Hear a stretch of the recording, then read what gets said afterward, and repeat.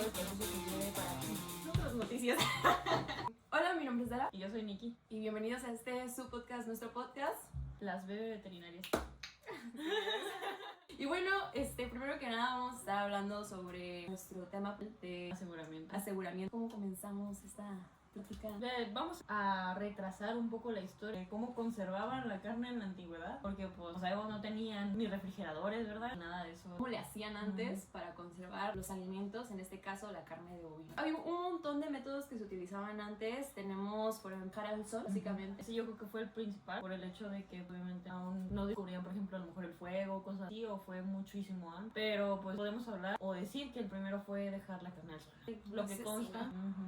Lo que consta es dejarla directamente al sol y se deshidrate. Ese es el método de conservación. De todos modos lo seguimos utilizando, no tan literal, porque tenemos máquinas que deshidratan ya, se sigue utilizando. Vuelve más efectivo el proceso y más rápido. Y luego, por ejemplo, en China fue que se comenzó a utilizar el método bueno, ya se usaba en muchos lugares, pero el método de la salación, según yo, sí todavía se utiliza, pero la verdad, sinceramente, yo nunca he tenido la oportunidad de poder ver cómo la carne de bovino la sumergen y la empapan y inundan en sal. En caso del pescado, más que nada en los pueblos me ha tocado cuando llego a pasar por algunos, sí tienen ahí sus pescados bien chopeados en sal, ¿verdad?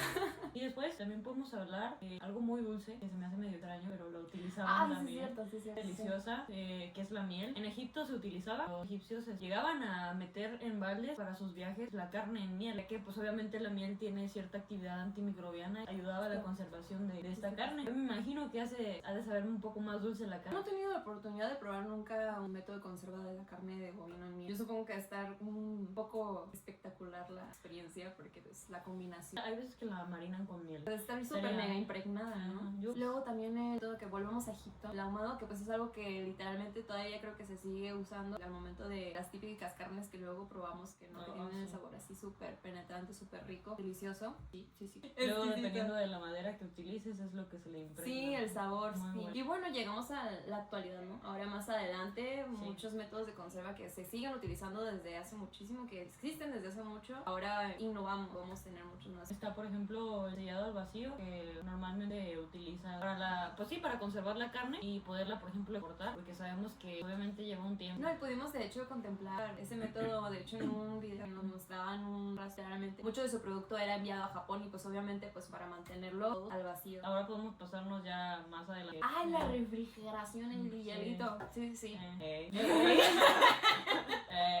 Está fresco.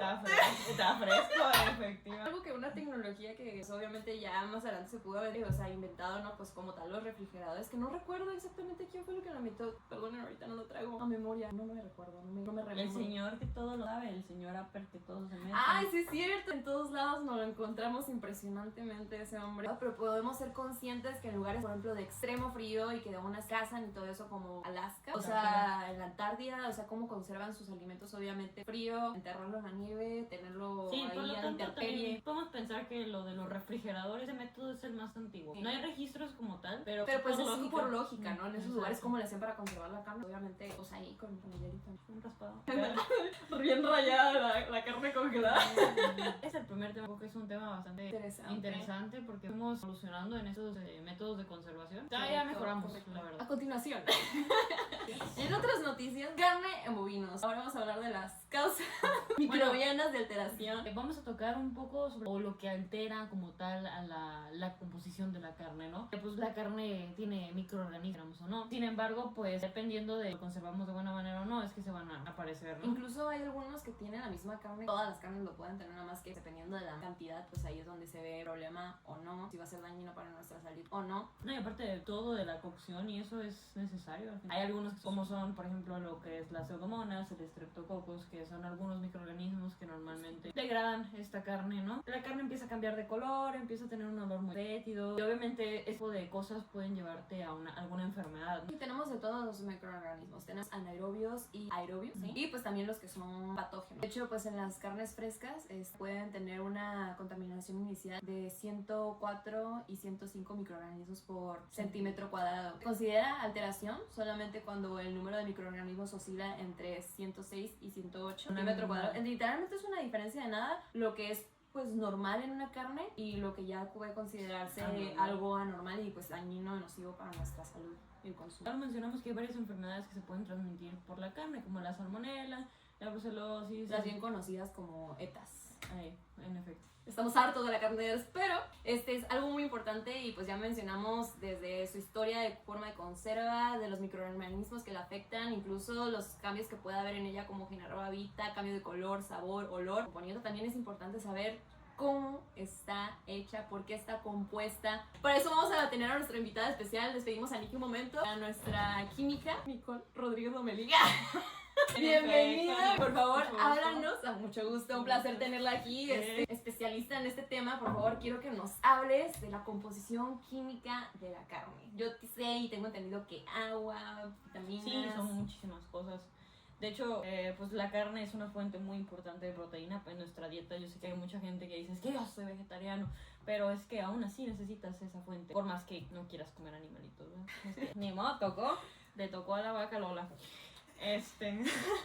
Para empezar, la carne se compone de agüita, ¿no? De agüita. Su mayor porcentaje, agua, como nosotros también ahí. En efecto, tiene un 70-90% de agua. Posteriormente, pues está la materia proteica, ¿no? Pues obviamente contienen proteínas y nos proporcionan más o menos alrededor entre 15 y 20 proteínas por pedazo de carne. Grasas, glúcidos, sales, vitaminas. Entonces realmente es un alimento que contiene muchísimas cosas y es benéfico hasta cierto punto, ¿verdad? En cuestión de porcentajes de sal, ¿se maneja muy alto o...? No, de hecho, su porcentaje de sal oscila entre el 0.8 y 1.8%, o sea, realmente no, es que nada. yo tenía una tía por ahí que no comía carne porque dice que la sal y que la sal le hacía daño y yo así con cara, pues... También tiene enzimas, tiene estratos no nitrogenados, como el ácido láctico, ese sí, de hecho, el momento de la matanza y eso hay que tener al animal tranquilito para que no suelte ácido láctico y posteriormente se ponga dura la carne, ¿verdad? Porque no nos gusta la carne dura. Pues ya como menciona, tiene un alto valor biológico la carne en nuestra dieta, por lo tanto pues de suma importancia que lo estemos consumiendo de forma correcta, ¿no? O sea, no, tampoco no es como que hay pura carne. No. También coman frutas y verduras, amigos. Coman frutas y verduras. O sea, tiene muchos ácidos grasos,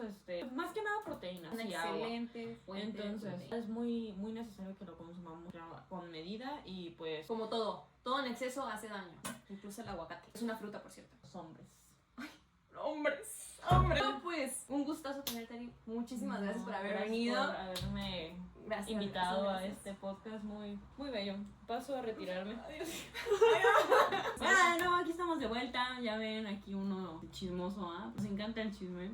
Por último, vamos a tener una invitada especial, el cual nos va a hablar de cómo está el proceso de que llegue la carne a tu mesa. Y aquí está nuestra invitada especial, la señorita Cojap, que viene de una empresa de cárnicos.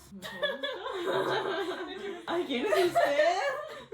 Pues aquí ya sabes. No, pues principalmente pues creo que es importante mencionar que pues como todo producto que tiene pues su recorrido, está muy cómodo esto, como todo producto que tiene su recorrido, pues su cadena alimentaria desde el área de producción, pues obviamente se tienen que tener múltiples cuidados, ya que pues como sabemos por ser un producto biológico, tiene un proceso de descomposición físico, químico o biológico, ¿no? Sí, claro. Tenemos el físico, que básicamente puede ser pues por medio de la temperatura, el químico surge por pues obviamente diferentes factores. Por ejemplo, podemos poner el ejemplo del plátano, ¿no? Que al momento de estar expuesto al oxígeno, se oxida, ¿no? Incluso la misma carne. Y pues tenemos el biológico, que van a ser todos los microorganismos que se puedan presentar, y pues esto básicamente se desarrolla en cuanto más tiempo pase en un pues ambiente inadecuado, es cuanto más se va desarrollando este proceso de degradación. Entonces, más o menos, ¿cuánto dura ese proceso de que ya la carne empieza a descomponerse, a lo mejor por los cambios? Pues el proceso básicamente inicia desde que uno mata al animal, o sea, desde ahí inicia el proceso de degradación. Obviamente